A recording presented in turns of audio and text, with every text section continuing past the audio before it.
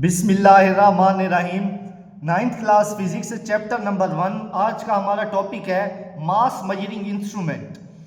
अब इसमें हम ये पढ़ेंगे कि ऐसे कौन से इंस्ट्रूमेंट है जिससे हम मास को मेजर कर सकते हैं। लास्ट में हमने ये पढ़ा था length measuring instrument. Length measuring instrument में हमने पढ़ा था metre rod, measuring tape, vernier caliper और स्क्रू गेज। पहला है फिजिकल बैलेंस, इसको हम पढ़ते हैं। There are many kinds of balances used for measuring mass of an object. यानी बहुत सारे बैलेंसेज हैं जिससे हम किसी भी ऑब्जेक्ट का मास मेजर कर सकते हैं। इन आवर डेली लाइफ, हमारी रोज़मर्रा की ज़िंदगी में, we use the term weight instead of mass. यानी हम अगर हमारी रोज़मर्रा की ज़िंदगी में देखें तो हम मास और वेट को एक ही टर्म समझते हैं, लेकिन फिजिक्स की लैंग्वेज में वेट और चीज़ है, मास और चीज़ है। इनमें नेक्स्ट डिफरेंस दिया गया है। ये बोर्ड में शॉर्ट क्वेश्चन भी आपसे यहाँ पूछा जा सकता है, difference between mass and weight. ये इसके कुछ पॉइंट्स बने हुए हैं, ये आप निशान लगा लें। इन फिजिक्स में दे हैव डिफरेंट मीनिंग। यानी फिजिक्स में मास का अलग मीनिंग है और वेट का अलग मीनिंग है। शुरू में मास के बारे में बताया जा रहा है। Mass is the measure of quantity of matter in a body. अब सिंपल बात यह है, जो मास है, मास ये बताता है कि कोई भी आपके पास मैटर है वो कितनी मिकदार में है, वो कहलाता है मास। ये अंडरलाइन कर लें, ये पहला पॉइंट है मास का। अब दूसरा पॉइंट दिया गया है वेट का। The weight is the force. Weight क्या है? एक फोर्स है by which the body is attracted towards the earth. अब सिंपल बात हमने ये पढ़ी, मास किसे कहते हैं? मास कहते हैं कोई भी मैटर है उसकी क्वांटिटी कितनी है, वो कहलाता है मास। वेट कहलाता है कि कोई भी ऑब्जेक्ट है उसके ऊपर कितनी फोर्स ऑफ ग्रेविटी एक्ट कर रही है, वो कहलाता है वेट। अब एक पॉइंट ये मास का हो गया और दूसरा पॉइंट ये वेट का हो गया। यानी एक पॉइंट मास का और एक पॉइंट वेट का। नेक्स्ट दूसरा पॉइंट है वेट का। Weight can be measured using spring balance. अब स्प्रिंग बैलेंस ये डायग्राम में दिखाया गया। इसके अंदर क्या होता है? स्प्रिंग होता है, यहाँ हम ऊपर किसी चीज़ से बांध देते हैं और नीचे जिसका हमने मास करना हो यहाँ से लटका देते हैं और इसके ऊपर एक स्केल बना होता है जिससे हम उसका वेट चेक कर सकते हैं। यानी जो वेट को मेजर किया जाता है, किससे मेजर किया जाता है? स्प्रिंग बैलेंस से। ये दूसरा पॉइंट है वेट का। और दूसरा पॉइंट मास का ये शुरू हो रहा है, the mass of an object is found by comparing it with noun standard masses. यानी अगर हमने किसी चीज़ का मास करना हो तो हम करते हैं कि कंपैरिजन करते हैं। यानी एक ऐसी चीज़ जिसका हमें मालूम नहीं है उसका मवाजना करेंगे एक ऐसी चीज़ के साथ जिसका हमें मालूम है, तो वो क्या कहलाता है? मास कहलाता है। This process is called weighing. इस प्रोसेस को हम क्या कहते हैं? वेगिंग कहते हैं। यहाँ पर दो शॉर्ट क्वेश्चन बन सकते हैं। Difference between mass and weight, तो आप 2 पॉइंट मास के लिखेंगे, 2 पॉइंट वेट के। अगर शॉर्ट क्वेश्चन आ जाए व्हाट इज वेगिंग या डिफाइन वेगिंग, तो आप ये अंडरलाइन कर लें, द मास से लेकर यहाँ तक इज कॉल्ड वेगिंग तक। नेक्स्ट हम देखते हैं इन लेबोरेटरीज में we use physical balance. Laboratory में हम क्या यूज करते हैं? फिजिकल बैलेंस यूज करते हैं। आपको डायग्राम में भी दिखाया जा रहा है। Which is based on principle of lever. यानी ये किस चीज पर बेस करता है? प्रिंसिपल ऑफ लीवर के ऊपर बेस करता है। ये आप अंडरलाइन कर लें, एमसीक्यूज पूछा जा सकता है कि जो फिजिकल बैलेंस होता है किस चीज के ऊपर बेस करता है? प्रिंसिपल ऑफ लीवर्स के ऊपर। The process of measurement is given below. अब इसमें ये क्वेश्चन बन सकता है कि अगर आपने मेजरमेंट लेनी है फिजिकल बैलेंस से तो आप क्या करेंगे, कौन कौन से स्टेप हैं जो आप फॉलो करेंगे। अब नेक्स्ट मैं आपको इसका क्वेश्चन बता दूं, फिर हम इन पॉइंट्स को पढ़ते हैं। ऊपर तो ये क्वेश्चन बनते थे difference between mass and weight और वेगिंग का, इसमें से कोई नहीं बनता क्वेश्चन। अब ये आपसे बोर्ड में लॉन्ग पूछा जा सकता है। क्वेश्चन बनेगा describe the method for measuring mass with the help of physical balance. यानी ऐसे मेथड लिखें या ऐसे रूल लिखें या ऐसे स्टेप लिखें जिससे आप क्या कर सकते हैं? फिजिकल बैलेंस से मास की मेजरमेंट ले सकते हैं। ये आप क्वेश्चन लिख लें, इसका आंसर ये बोर्ड में लॉन्ग भी पूछा जा सकता है। पहला पॉइंट हम पढ़ते हैं, level base of the balance using levelling screw until the plumb line is exactly above the pointed mark. अब पहले पॉइंट में ये बताया गया एक ये नीचे स्क्रू लगाया गया, डायग्राम में आप गौर से देखेंगे बुक में, और एक ये स्क्रू लगाया गया। इस स्क्रू की मदद से आप क्या करें? इन दोनों को बैलेंस कर लें।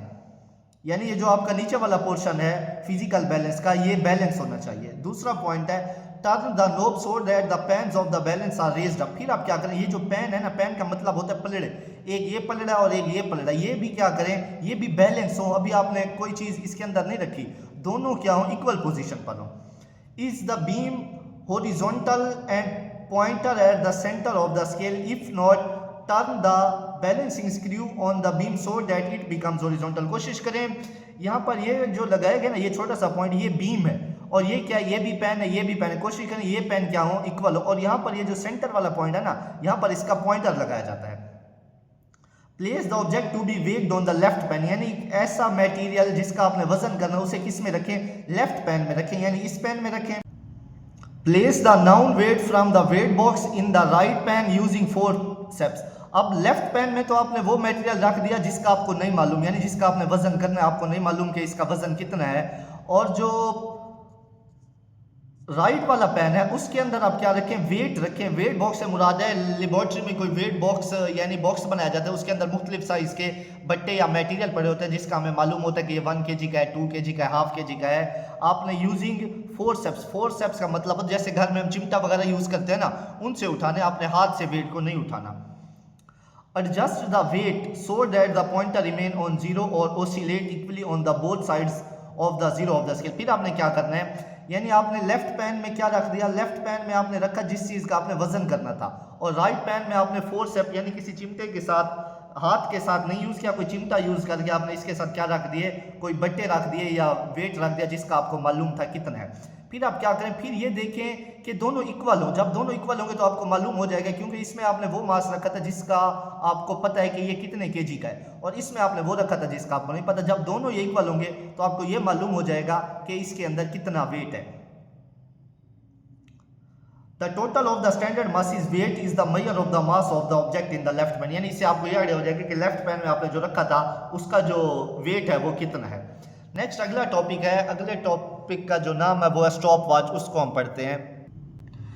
नेक्स्ट आर्टिकल है 1.7 टाइम मेजरिंग इंस्ट्रूमेंट। अब टाइम मेजर करने के लिए हम कौन सा इंस्ट्रूमेंट यूज करते हैं, जाहिर सी बात है हम वॉच यूज करते हैं। जो हमारा पहला टॉपिक है वो है stop watch.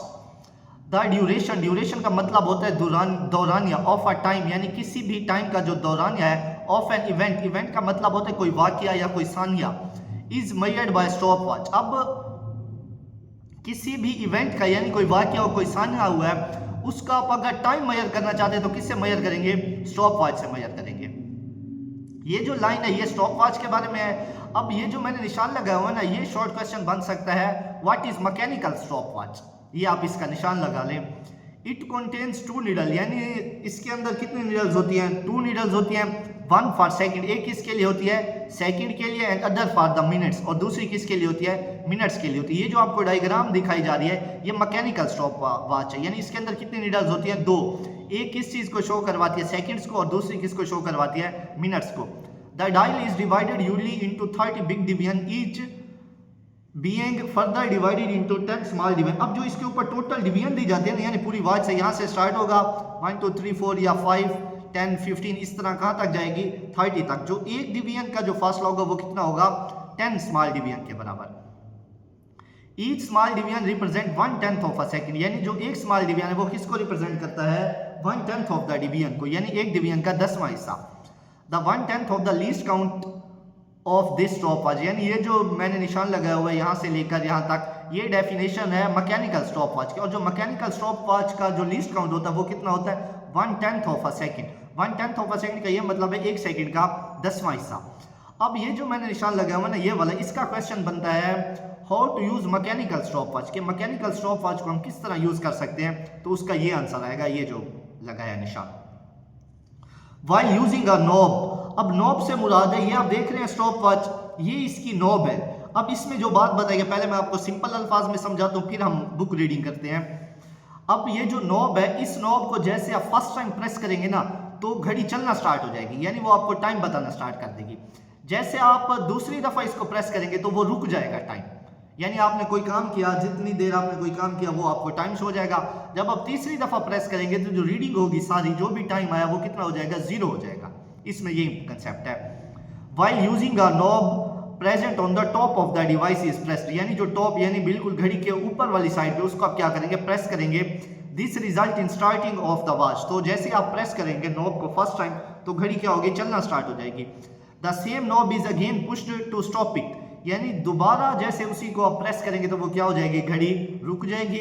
After noting the reading the same knob is again press to bring back the needle to the 0 position, यानी जब आप उसे तीसरी दफा प्रेस करेंगे तो जो नीडल्स थी दोनों वो किस पे आ जाएंगी, 0 पोजीशन पे आ जाएंगी।